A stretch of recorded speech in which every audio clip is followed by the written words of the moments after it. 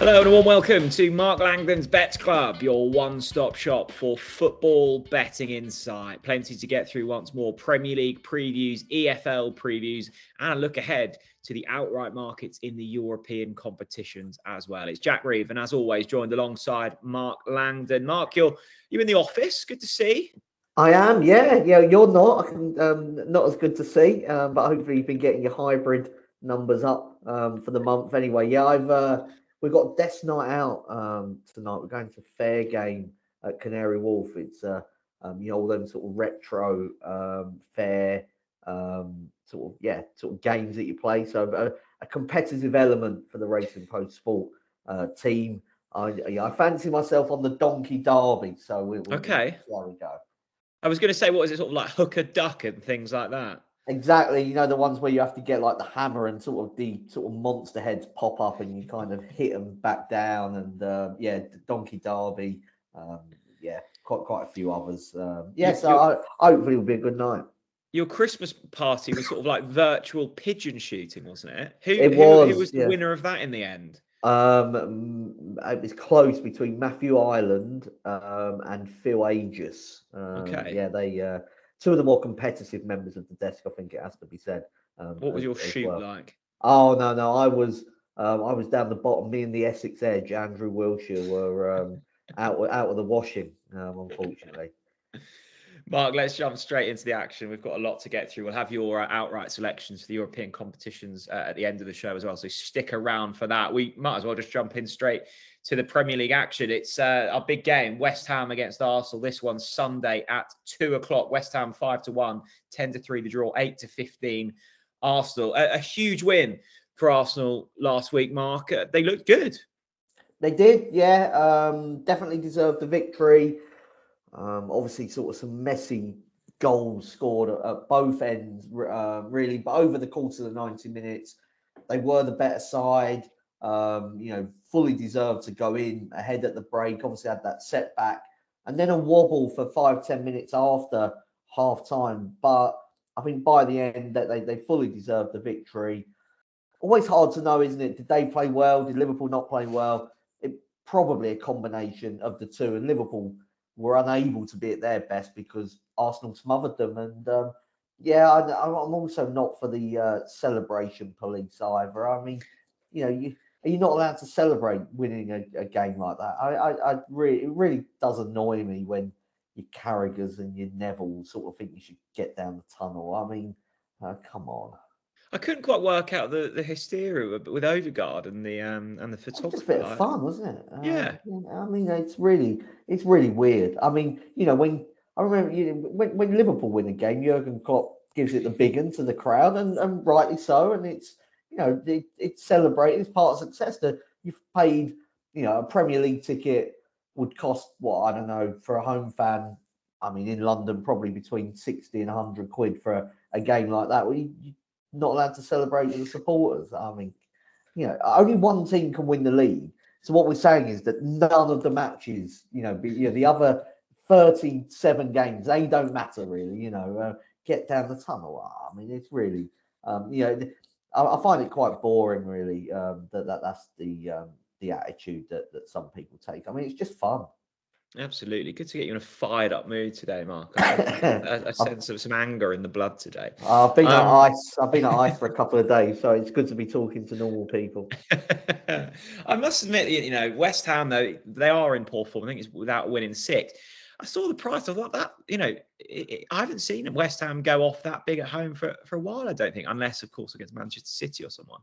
No, I mean, I think that, West Ham are a funny team because they are capable of winning. And they won the reverse game, didn't they, against Arsenal, and they've won at Spurs, and they are capable of making life awkward for big teams. Arsenal sort of, in that sort of title running last season, this was one of the big flops for them, wasn't it? If you remember, they were well in control of the game, gave away a real bad goal, and then Saka missed a penalty, and they were in cruise control at one stage, should have won, and then sort of didn't put West Ham away, and were then made to pay the price. That generally speaking, they're a well organised team. Probably fell apart a bit at Old Trafford last week. There were some bad goals conceded there, but generally, you know what you're going to get from a David Moyes side. Good at set pieces. On the counter attack with Bowen, Kudos is back, gives them, the ability to cause problems. I always think, particularly for the kind of London teams, this is one of the harder away games in the calendar, sort of outside of the obvious ones, because fans are up for it, and it's just an awkward derby game always will be for Arsenal, for Chelsea, and for Tottenham, really, this game. The argument around Arsenal still remains that they're probably without that, clinical striker up front. Are you in agreement with that? Not to the extent that other people are, because I think if you take, you take Havertz or Jesus out of the Arsenal starting 11, they then playing a different way that maybe means they don't create the opportunities in the first place. Havertz will drop deep and can cause problems in that position. Jesus, very good in wide areas. He's one of the kind of the best wide forwards around. He's never going to be that golden boot Premier League sort of goal scorer. But if you bring in Ivan Toney as an example, do Arsenal then lose something in their overall play that means they're not quite as fluid in midfield and through the forward positions, and might not even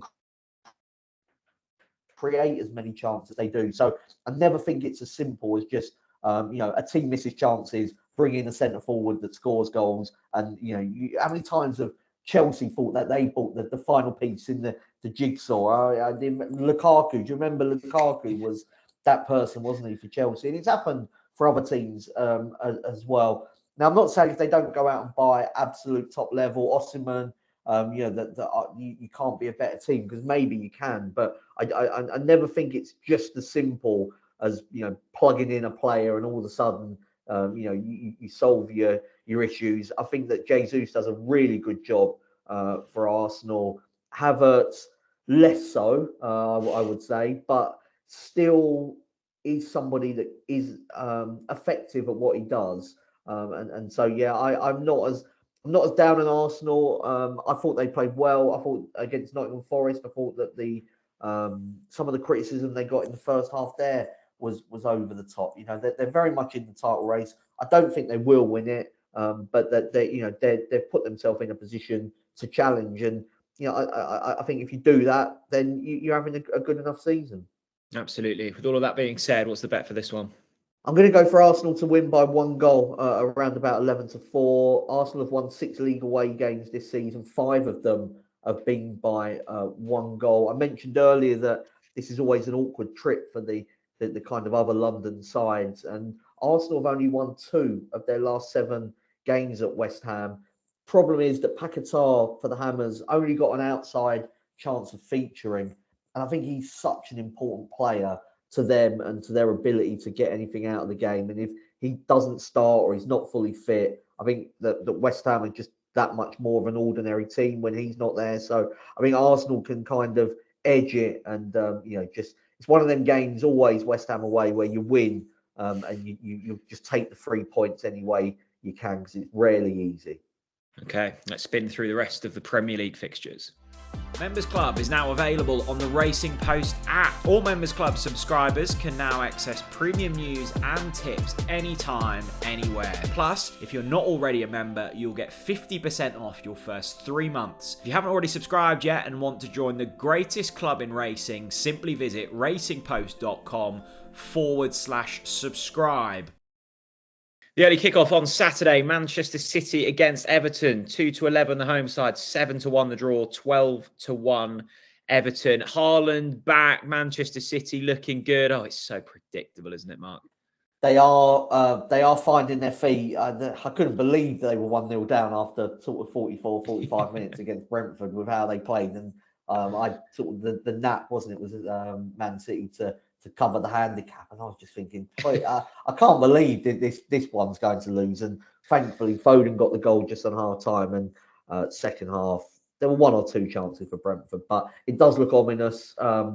They are finding their range. There was one De Bruyne pass in the first half that was absolutely outrageous when he lifted it over the defender. You know that Haaland's going to come back, within the next 2 or 3 weeks and find his goal scoring touch. They've got Grealish and Doku on the bench. John Stones, been out for most of the season, so it does feel like Man City, are just going to put their foot down now, and I would expect them to win this game as easy as the odds suggest. Obviously, not going to put up a 2-11 shot. I thought, in talking of shots, I thought Rodri to have a shot on target at 4-5 might be worth a punt. He's had a shot on target in his last 4 Premier League games, and I think with Everton likely to defend deep, you are seeing Rodri making more of those forward runs and sort of shooting from the edge of the area as well. Okay, is that the bet? Yeah, that's the bet. I've got a few bets for that one. That we'll save one of those for later on. Excellent. Lots of 3 o'clock kickoffs on the Saturday this week. So for the traditionalists, you'll be delighted. Fulham against Bournemouth. We'll take a look at this one first. 11-8, Fulham 5-2, the draw 9-5. About Bournemouth, by the look of the price, is a difficult one to split. Do you see it like that? Yeah, I mean, first of all, Jack, I'm one of those that's absolutely delighted to see so many 3 o'clock games. It gives people a lot of time after the match to celebrate, doesn't it? So you'd be able to, I wouldn't want to annoy Carragher too much, but we'll at least have 20 seconds after the game to celebrate if our teams win. I'm going to go for over 2.5 goals at Craven Cottage. If you have a look at Fulham, in their last 4 games, there's been 39 shots on target in their matches. Been some absolutely end-to-end sort of stuff really from Fulham. I think they're one of those, and you could say the same for Bournemouth. They're 2 teams really that are two of the few teams that don't feel like that there's a huge amount of pressure maybe on their games. They're not going to get relegated, I want to fall, not going to kick on for Europe. And overs has landed in 11 of Bournemouth's 13 league away games this season. So, I'm expecting quite a good game at the Cottage here. Okay, Liverpool, Burnley up next. 6 is on about the home side, 7-1, the draw 14-1. Burnley, I think there'll be disappointment amongst the Liverpool fans in the fact. I know that you kind of missing a few players, but after the performances against kind of Chelsea and a few others recently, they just looked rather sluggish. They did. I mean, I didn't want to take anything away from Arsenal in that kind of segment where we spoke the positives about Arsenal. I think if you were Jurgen Klopp and you were trying to kind of defend the performance in your head, you'll say, well, Alexander-Arnold wasn't fully fit. It didn't last an hour. Did he? Conor Bradley couldn't play. He obviously had some personal stuff gone on in the week, so that they were short at right back. I don't think Robertson's 100% yet either, which is why he was maybe on the bench. So Boschlei got injured and was unable to play. Nunez wasn't able to play the full 90 minutes. Salah was injured. So, I mean, when you put the kind of front three that they went with in the end, Jota, Gakpo, and then also Luis Diaz, it felt like about as bad a front three as Liverpool could put out, if that makes sense, really. Yeah. They were missing the 2 biggest threats. I think Szoboszlai, just his energy in midfield was missing. So, you have a look at it and you think, well, Nunez probably going to be fit now. Alexander-Arnold's had another week to kind of get 60 minutes under his belt. And there's also the obvious thing of a complete difference in playing Burnley at home and Arsenal away. So I think we can kind of allow Liverpool that one. They won't want too many more performances like that. I'm going to go for Liverpool to win and over 3.5 goals. 6 of Liverpool's last 7 wins at home have featured at least 4 goals. And Burnley, they need to start winning games because the other teams around them playing very positively, starting to pick up points, like to Luton particularly. And Fofana came in, made a difference for them, the January signing, so they might be able to get a goal.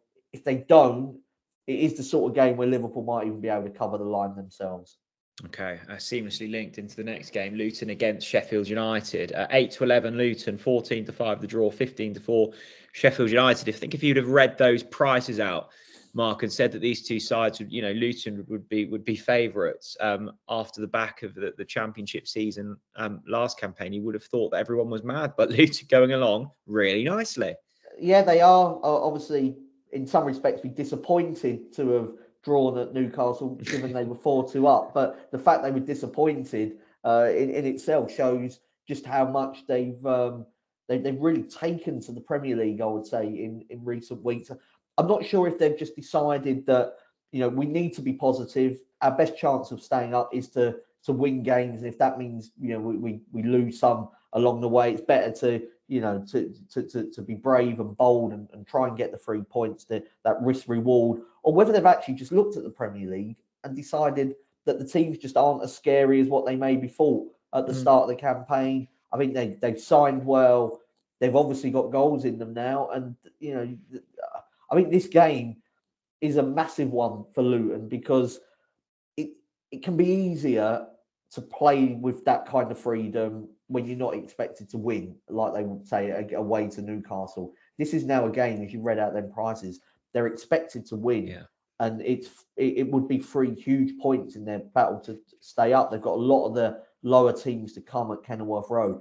I'm going to go for another overs bet, actually, over 2.5 goals in this one. 9 of Luton's last 11 Premier League games have been over 2.5 goals. So there's been 24 goals in their last 5 Premier League games as well. Sheffield United, 21 goals in their last 5 matches. I mean, the less said about the first half against Aston Villa, the better, really, as far as they were concerned.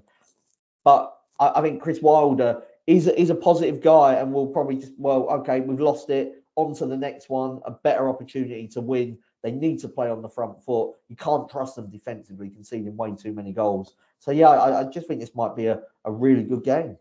I see that Rob Edwards has become somewhat of a Twitter kind of icon as well. Have you seen that?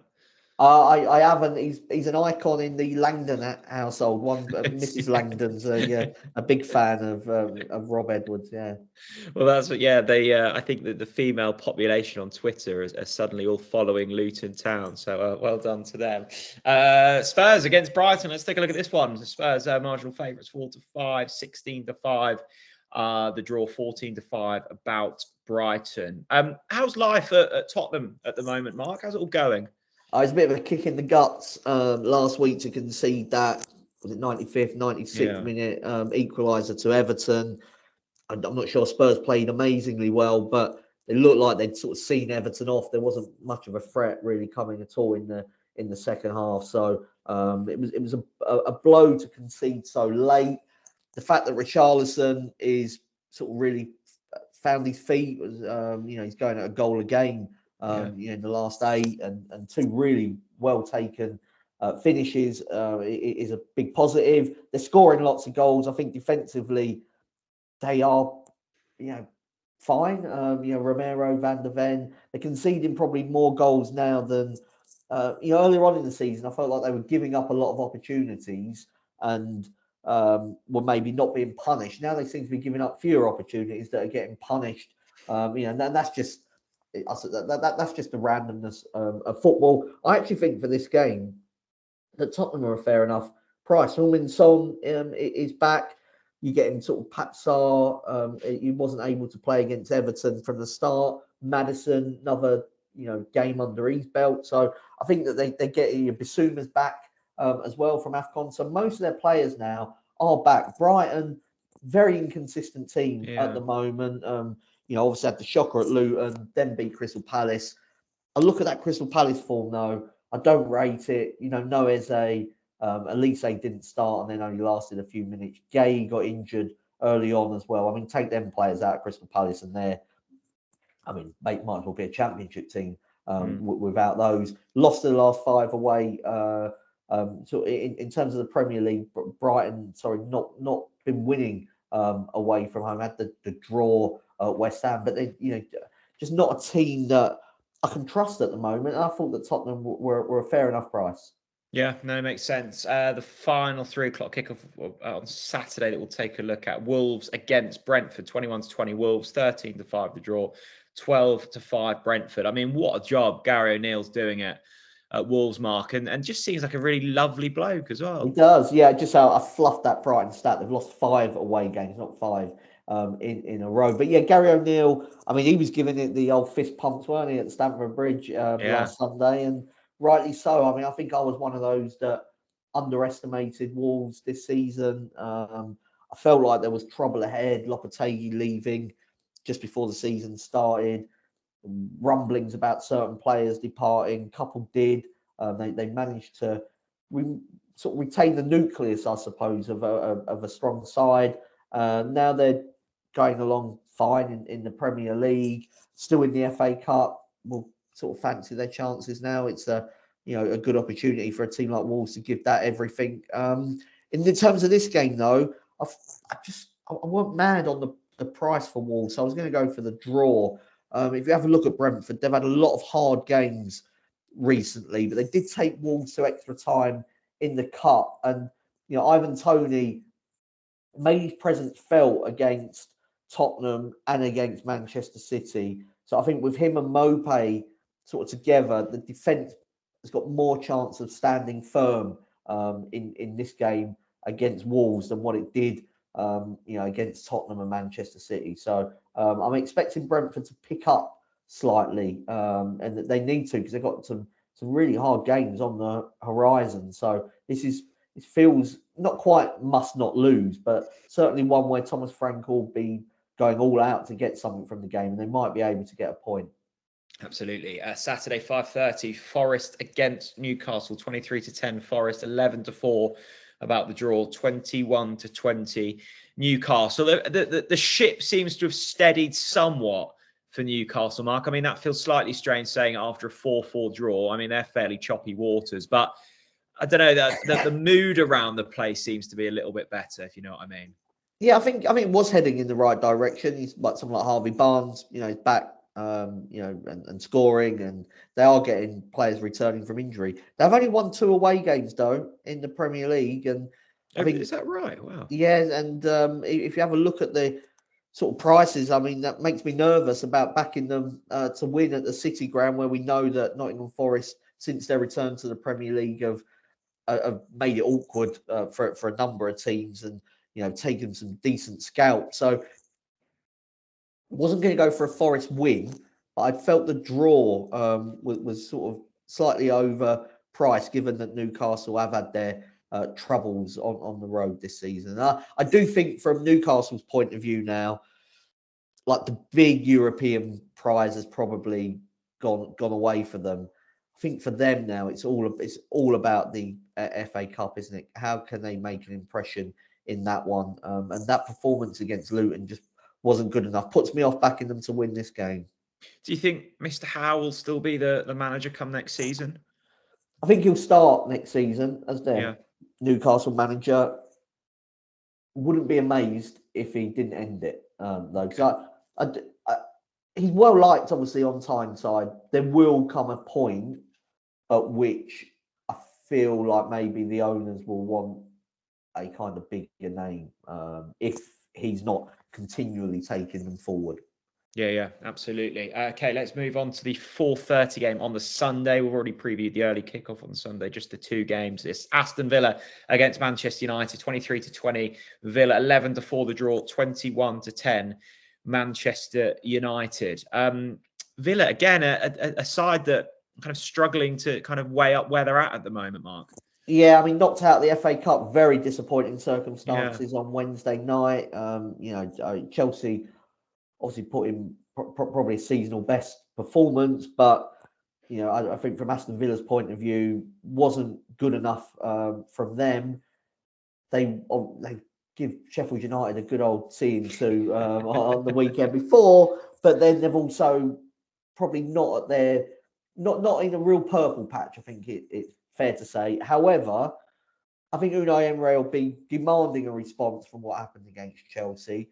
I think over the course of this season, they've been a better team than Manchester United. And if you take it over the whole campaign, that's why I think that Aston Villa are still worth a bet here to beat Manchester United. I wasn't surprised that United beat West Ham last week. We did put up United, and I think that had more to do with maybe West Ham's flaws.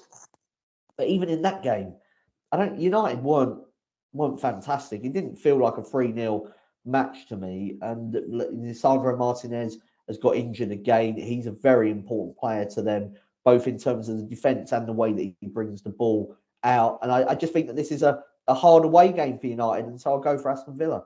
Okay, Monday Night Football, Crystal Palace against Chelsea, 16-5, Palace 14-5, the draw 5-6, Chelsea. You mentioned a seasonal best for Chelsea, Mark. I mean, Roy Hodgson must be under serious trouble now.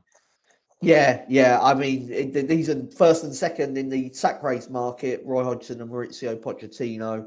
And yeah, Chelsea, for all that they were great in the FA Cup, you know, a team like Chelsea can't be where they are in the Premier League and the manager not be under pressure. So I think it's an important game for both managers, both sets of players.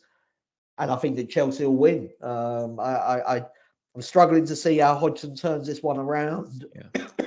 We've got Elise out injured at the moment. Eze, not sure on his status. Gay got injured, as I mentioned earlier, against Brighton.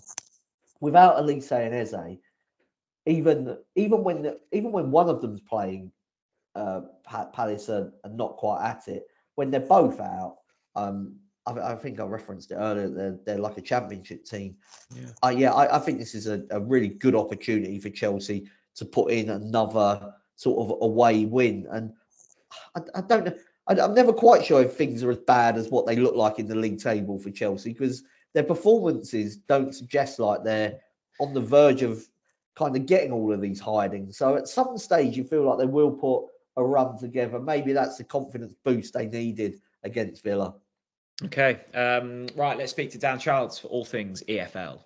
If you want some free football bets this season, we've got you covered. Simply head to racingpost.com/free bets, and there you'll find over £200 worth of them for you to use this season. That's racingpost.com/free bets. Yeah, great to be joined once again by Dan Childs to catch up on all things EFL. We always like to have a team in focus, really dial into someone to see how they're getting on. We shall do that with Swindon this week. Dan, what's going on there at the moment? Yeah, I mean, Swindon, they've had a few sort of issues off the pitch with sort of outstanding bills that have had problems paying, and they've still got issues in the transfer window. They can't pay any fees at the moment for players. But despite that, they have actually, done some decent recruitment in January, brought in 7 or 8 new players, and they're starting to make an impact on the pitch. A new manager as well, Gavin Gunning, who's been interim manager there, or sort of caretaker manager twice before, did well in short spells, took sort of 7 points from 3 games over those 2 short spells, and they put him in charge to the end of the season this time. And under Mike Flynn, they were struggling big time. They were on a really poor run. Swindon lost 6 of their last 8 games under him. But since Gunning's gone in there, they've had 1 win and 1 defeat. But the performances have been pretty good. 2-0 win at home to Bradford.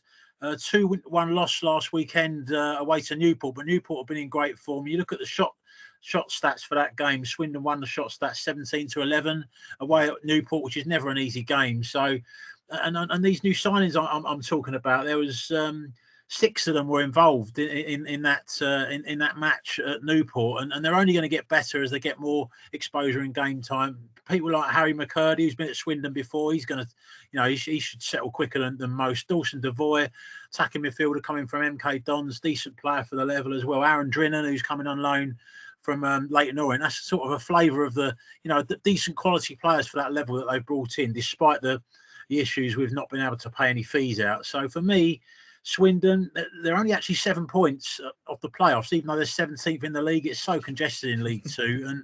And Gunning, he's a positive character. He's actually said straight away when he come on, we're going for the playoffs. I'm not so sure they'll make that, but I do think they'll be closer at the end of the season than they are now. So a team to look out for over the rest of the season. Oh, great stuff. We love a dreamer as a head coach. That's great to see. Right, 3 selections for this weekend, Dan, across the divisions. Who are we starting with? Going to start off with Stoke. Draw no bets, probably the way to go. Away to Blackburn. 11, a little bit of odds against for Stoke at the moment. I think it's a decent bet. We need to mention at this stage that it does look like John Dale Thomason is on the verge of leaving Blackburn. Widely reported that he's going to be exiting. John Eustace at the moment seems to be the favourite to replace him, which wouldn't be a bad replacement. But then you've got to sort of question as well, the style of play, because Thomason, it's a very much an attacking, passing style. Eustace's style is quite different to that. So how that's going to go, we'll have to wait and see. But they've certainly been in poor form, Blackburn, for a while. Lost 8 of their last 11 league games, been tumbling down the table. And this is quite a big game, actually, because it's getting tight at the bottom with QPR improving. I mean, there's a whole bunch of teams that are in danger of being caught if QPR keep doing well. You've got Blackburn at the moment 5 points above the relegation zone, Stoke 4 points above. So they're both teams at risk. I actually think Stoke are at less risk than Blackburn. They had improved initially under Stephen Schumacher, who I rate as a manager when he went in there. They've had 3 defeats in a row more recently, but you drill down into them games. The game away to Swindon, they lost 3-1. They were on top and created a lot of good chances for large parts of that game. The home game against Birmingham, the 2-1 loss there, they were really unlucky looking at the reports and the shot stats there. Now, last week was the heavy defeat. They lost 5-0 at home to Leicester. But it's one of them games when you're chasing a game, and Schumacher's an attacking manager, when you're chasing against Leicester, who are probably the best team in the division, certainly the best counter-attacking team in the division, it's easy for it to get out of hand.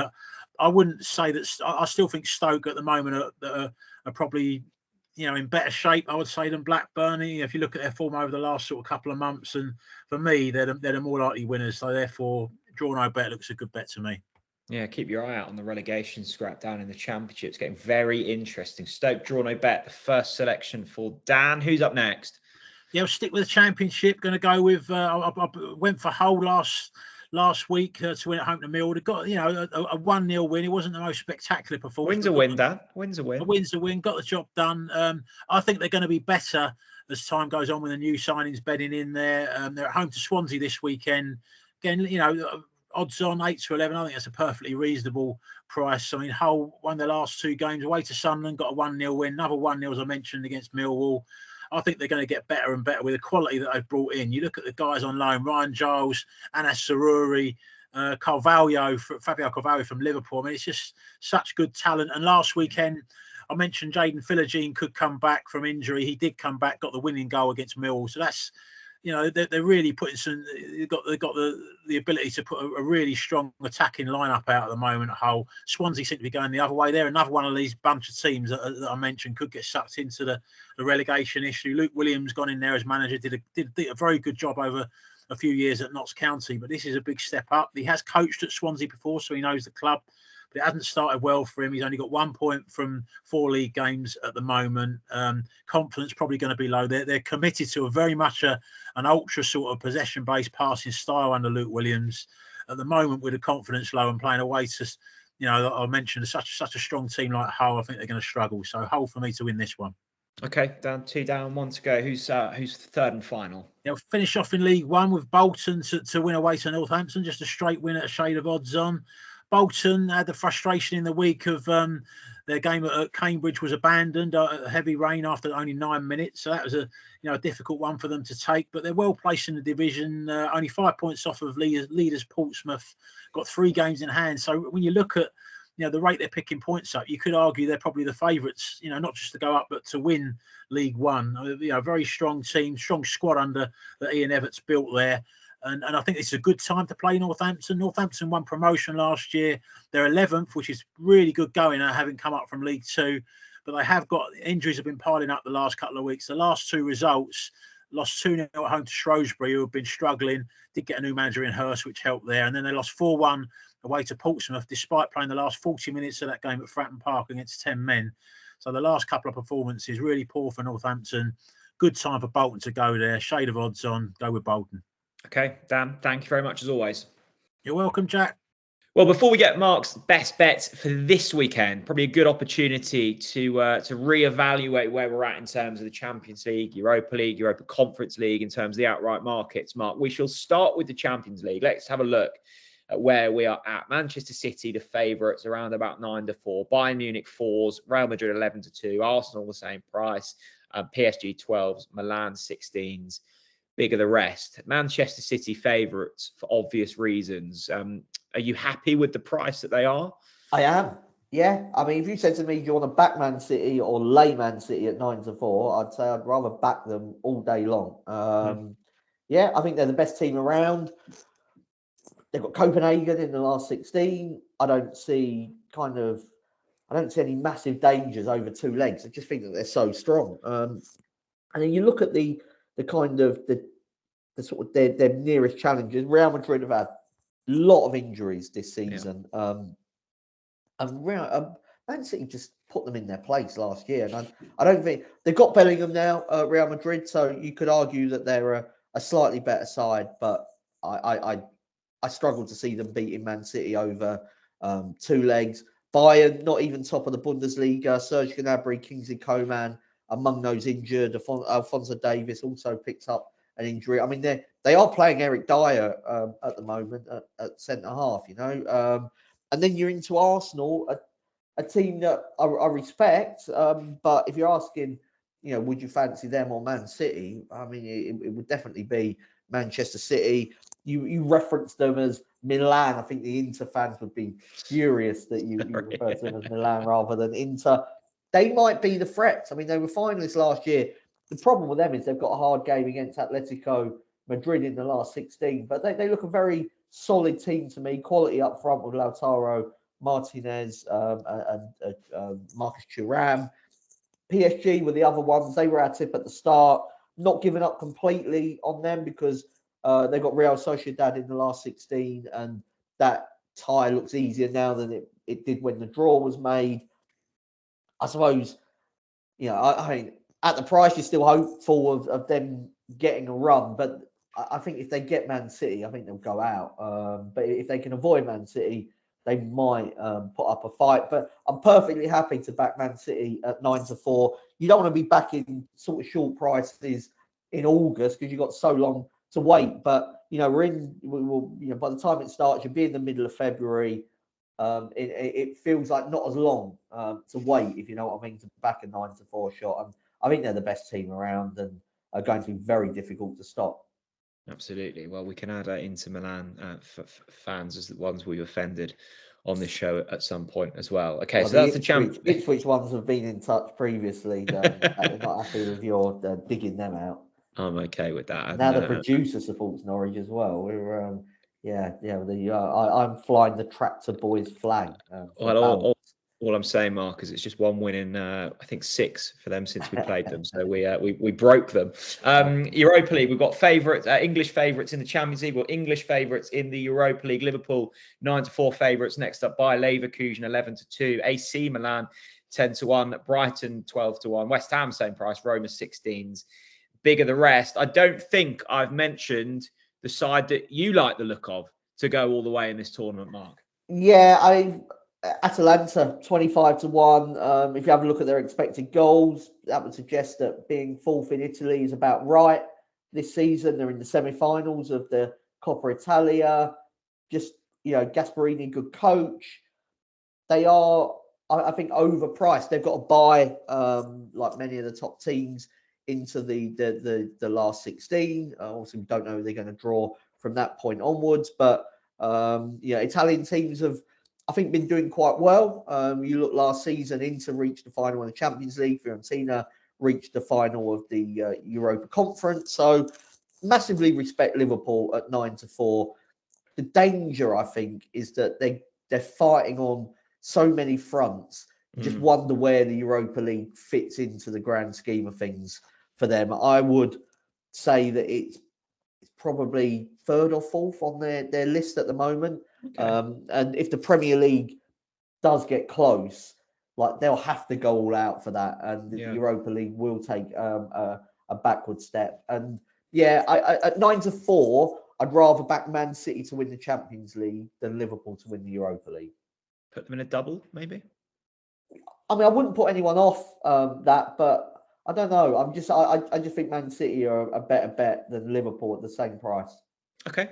Europa Conference League then. So English favourites in the Champions League, English favourites in the Europa League, English favourites in the Conference League as well. Aston Villa 3-1 to go all the way. Fiorentina 11-2. Eintracht Frankfurt 9s, Ajax 12s, Lille the same price. Real Betis also around about that. A fairly competitive market here, Mark. Who's your idea of the winner? Well, Aston Villa are the rightful favourites, but I do wonder about them with the battle for the Champions League spots. might be considered more important than winning the Europa Conference League, because that obviously only gets you into the Europa League. Yeah. Unai Emery does very well as in European competition, so I do respect them. Just going through some of the other teams before I get to my tip. Fiorentina, not sure they're any better than last season. Weren't able to quite get over the line, so not sure why it'd be different this time around. Eintracht Frankfurt, their XG isn't great. I don't know. I can't put an argument up for them. I sort of fancy them a bit, but it wasn't one that I could actually stack an argument More of a gut feeling. Yeah, gut feeling. Spanish teams tend to do well at this type of level, but Real Betis seems, I would say, are weaker than some of the other teams you usually get at this standard. Ajax have had a shocking season, but are starting to improve slowly and might outrun their 16-1 odds. But at 12-1, I like the look of Lille. 2 defeats in their last 22 matches. And I'm having a look at sort of some of their performances. When they drew with PSG, they absolutely deserved that draw. Very close game on all of the kind of key metrics. Got Jonathan David up front, so real quality there. A bye to the next round, like most of the top teams as well. And yeah, just I can see them having a good go at winning the Europa Conference League. I'm not sure that Aston Villa will be able to play absolutely their best 11 in the Europa Conference League, given the demands of the Premier League, and that always just makes me a bit nervous about the sort of Premier League teams. If you are rotating a couple out, and I'm not sure that Villa's squad is absolutely as strong as Unai Emery would want it to be. So, I mean, we could be in for an English treble, but I think I prefer to just go for sort of bigger prices in the outside the Champions League. Yeah, I'm sure there'll be a few people having the treble. So Mark likes to look Manchester City in the Champions League, Atalanta in the Europa League, and in the Europa Conference League, it's Lille around about 12-1. Let's get the best bets for this weekend.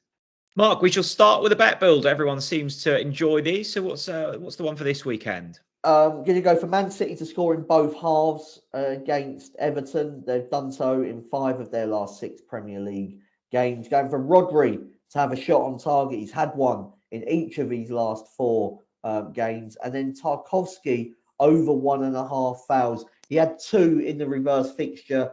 Up against Haaland and all of those runners that City have got, it might, could be a difficult 90 minutes for the 2 centre halves, him and Branthwaite. But both playing well, but might have to get a bit dirty.